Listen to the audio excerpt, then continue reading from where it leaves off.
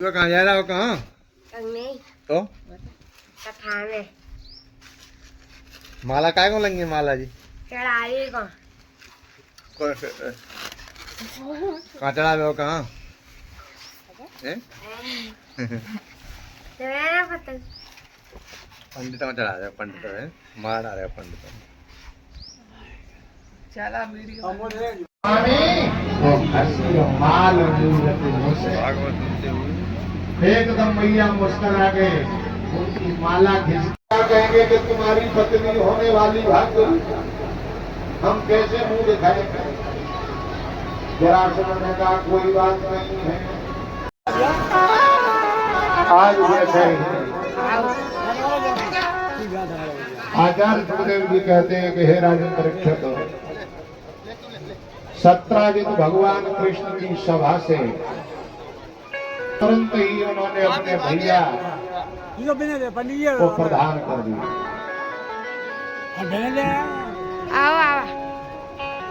सत्राजित की भक्ता है कि कृष्ण का मन इस मणि की ओर आकर्षित है, इसलिए इस मणि को मैं नहीं पहनता, क्योंकि ये मणि 8 भार सोना प्रदान में सवार होकर के जैसे ही प्रसन्न निकले तो जंगल में जैसे ही पहुंचे वहां एक सिंह मिल गया।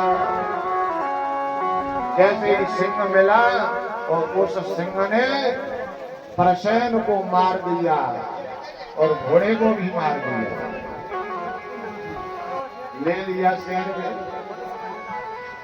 शेर जंगल में गया तो महाराज कह रहे हैं कि प्रसेनो हैया मारो या मृगयम विचरत बने।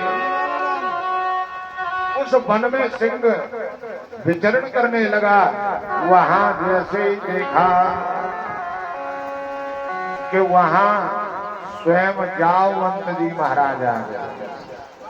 जैसे ही जामवंत जी महाराज ने देखा कि ये सिंह के पास मणि कहां से आई, मणि का इतना प्रकाश फैल रहा था, तो महाराज जामवंत जी महाराज ने उस सिंह को गोविंदाय नमो नमः कर दिया और उस मणि को ले लिया।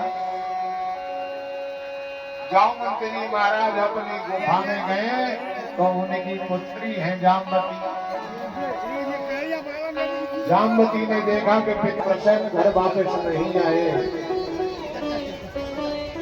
उनका घोड़ा भी नहीं आ पाया और राजा भी नहीं आए।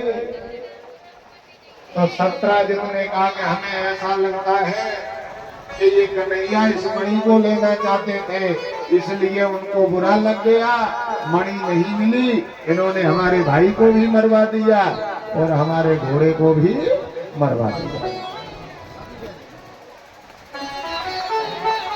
उसी समय लोग आक्षेप लगाने लगे, दोष लगाने लगे। राजा परीक्षित पूछने लगे कि महाराज भगवान कृष्ण को ऐसा दोष क्यों लगा?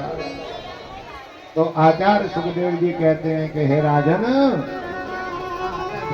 भाद्रपद मास की चौथ थी, उस चौथ का परिक्रमा देख लिया था, इसलिए इनको दोष लगा दिया।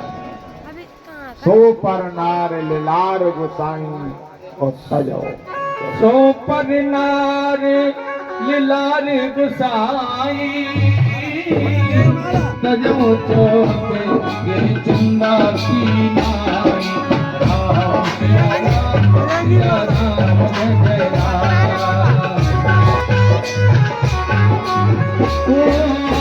सो पर नार लार गुसाई